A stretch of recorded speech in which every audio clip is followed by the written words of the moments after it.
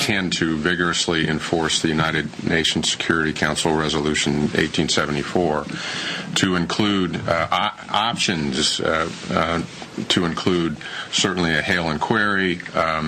If a vessel like this is queried and doesn't allow a permissive search, to direct it to go into a port, and that the country of that port is required to inspect the vessel. Can you believe this? This is Chairman, Joint Chiefs of Staff Admiral Michael Mullen, nice-looking man, wears a nice pressed uniform, saying that if the Korean ship is hailed and queried and then told to go into a port, it will do so. I don't believe this world I'm living in. This is what Obama has wrought. Listen to clip 30. The United Nations Security Council resolution does not include an option for an opposed boarding or a non-compliant boarding with respect to that. And if we get to that point with a vessel that we suspect has material which is counter to unauthorized in accordance with UNSCR, that's a report that goes back to the United Nations. Do you believe this guy? A report that goes back? How in the world are we going to survive as a nation with this man as the chairman of the Joint Chiefs of Staff? We're all in danger of dying. A report to the UN, you hear this? So you were fearing all your life the blue helmets. Guess what? They're running your country. And the Chinese are running your currency. And Henry Kissinger is running your country. And George Soros is running your country. And you're running from where? You're running from Peter to pay Paul. 1-800-449-8255, michaelsavage.com. Virginia Sarita, welcome to the Savage Nation. Go ahead, please. Thanks for having me on. I was just calling to say I agree with the majority of what you are saying. I am an African-American female, and I'm one of those people who I'm sad to say who voted for Obama. I was listening to so much of what he was saying, but never stopped like a lot of Americans did and asked the question, how are you going to do this, which was so important. And he didn't want to answer those questions anyway, but if we had asked that, we would have known that. You know, he didn't want to answer the how. He didn't answer it because he didn't know how, and now they're doing it on the fly. They're making it up as they go along. How can they pay for all these things? They can't, but it doesn't stop them from their agenda. How in the world are we going to pay for this?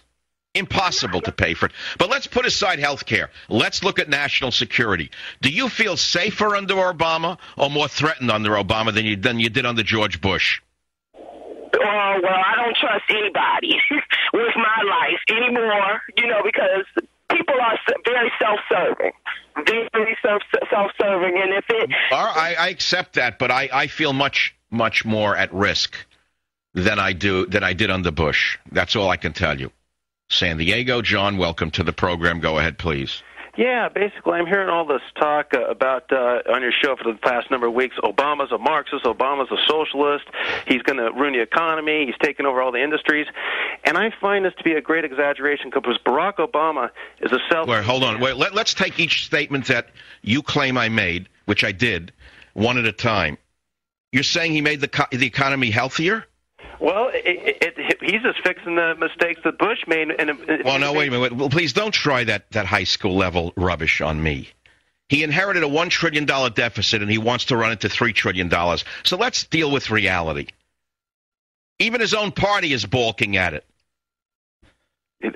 I think that you're just trying to twist everything. Why are you laughing? Are you laughing because you're lying and I caught you lying, or you're laughing because you don't know what I just said? Is your idea of fixing a $1 trillion deficit, making it into $3 trillion, that's your idea of balancing a budget? I think you're inflating the numbers, and I think you're twisting around. Well, you see, no, I'm not inflating the numbers. These are reality numbers. These are numbers that everyone has published who understands economics. Read the Wall Street Journal, read the Financial Times. I don't think you read those big papers because they have 3-syllable words in them. It's a right. I mean, other than the Democrat talking points that you get daily on your fax machine, because I don't think you do email yet, John, where do you get your information from?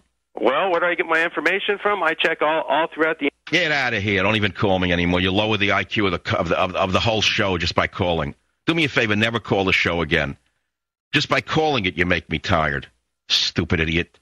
Moron reading the talking points they fax you. That's all you do.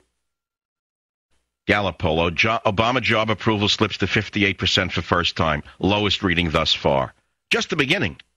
My prediction is within 4 years, the man is seen as the biggest failure in the history of the presidency. When you all catch on to the fact that A, you've been hoodwinked, B, he's an incompetent, and C, he messed everything up that he touched. That's if we're still here. It's unbelievable to me. His own party is turning on him because they know they're going to be fired. The blue, I started to conclude on this on Wednesday. I had to go for an EKG yesterday. Okay, something happened. I really don't want to dwell on it because it starts to get self-serving. But on Wednesday, I closed the show on talking about the so-called blue something Democrats. I forget what they call them. Blue what? Blue nose? Bluetooth? Blue dog? Everything blue. I have a Bluetooth in my car. I don't know how to plug it in. It's in the glove box for 2 years. I don't know what a Bluetooth is. So anyway, Blue Dog Democrats, conservatives, they know that they're going to be fired. They come from the Corn Belt. The ones who voted for Obama come from the Porn Belt. And the Porn Belt people still support Obama, obviously. But those in the Corn Belt, the dimwits in the Corn Belt are starting to wake up to the fact that their own constituency, although overly fed and over-medicated, they still know the difference between going bankrupt on an express train and going bankrupt on a slow train. What now? What's next? What's the next big topic? To me, the big one is the Navy's impotence. It's beyond comprehension. So we move anti-missile equipment into Hawaii, and the liberals who oppose the creation of the anti-missile system are suddenly dead silent as they go about collecting their government checks and hating Republicans, hating conservatives, hating the military. Oh, yes, bring in the anti-missile shield, which we opposed. Navy destroyer moves to intercept North Korean vessel, says Drudge. But you heard on my show they're not going to intercept it. According to our Joint Chiefs of Staff chairman, they're going to hail and query it. Ahoy! Have you any nuclear material or any contraband? No, dummy, we have no such thing. Okay, bye-bye. Have a nice trip. That's the U.S. Navy today. I told you how it was created. It was created to protect merchant ships. They took the toughest roustabouts they could find on the waterfront, ne'er-do-wells who would be in prison today with tattoos all over their body. In other words, the toughest men in society, the most castaway men in society were put aboard the Navy ships. The ones that you find in Pelican Bay today, murderers, hard murderers afraid of nobody, were put on the Navy ships. They were given a cutlass, a gun, and a leather neck. So when the pirates, the Muslim pirates, who they were fighting, tried to slash their neck with a cutlass, the leather neck around their neck prevented them from having their heads cut off by and large. And that's how the Navy was born. Now let's go fast forward from the type of people who were originally used in the Navy to today. Go aboard a ship. It looks like a high school combined with a brothel. I can't say I'll be right back. It would have been a good break. What would you like to talk about? I got mail again. You know, they do an EKG now in 15 seconds. I couldn't believe it. I went in I thought it'd be forever. They plug you in 15 seconds, it came out. Nothing happened. Thank God, nothing. I mean, there was no damage. I had an incident during the show on Wednesday where I went off the air for 15 minutes. I may as well level with you, okay, because I told you what's going to happen with this show. I told you how it's going to go, and this is it. I'm not going to talk about it. The hemorrhoid with ears does that. I don't. But, you know, I have an obligation to tell you. I told you I will probably do this show until you hear this sound, and then it'll be dead air. That's going to be the sound of the microphone falling over, because I'm committed to this program. I'm committed to saving America, and I'm committed to this audience. You and I are like one. I mean, I feel so connected to my audience. I could have taken today off with the Father's Day, thing, and just blown off the weekend. But I mean, the world is in a mess right now. You've got the Iranian democracy movement begging for U.S., even a word, a nod. And the college professor, the pacifist socialist, looks the other way and stabs them in the back, puts a shiv in their back. Not only that, but he and Hillary Clinton cut off all funding to the pro-democracy movement in Iran. You didn't read about that in your local Obama rag, did you? You know, most of you who voted for him suffer a disease called Obama derangement syndrome, ODS, only you don't know it. I'll be right back. You know what's amazing to me? The very week that Kim Jong-il is threatening the world with nuclear weapons, sword rattling, Madam, what's her name? The former Secretary of State, that incompetent boob, moron, egomaniac, Madeleine Albright, the Secretary of State under Clinton, comes up with a PR stunt about her cooking and appears on MSNBC about her cooking.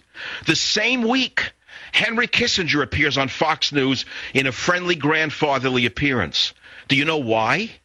Am I the only one in the media who has a memory to comprehend why Kissinger and Albright would suddenly appear in these friendly, grandfatherly, grandmotherly roles the very week Kim Jong-il is threatening the world with nuclear weapons?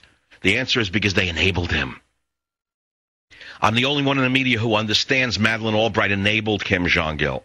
Henry Kissinger enabled Kim Jong-il. But you don't even have any idea how much you need Michael Savage.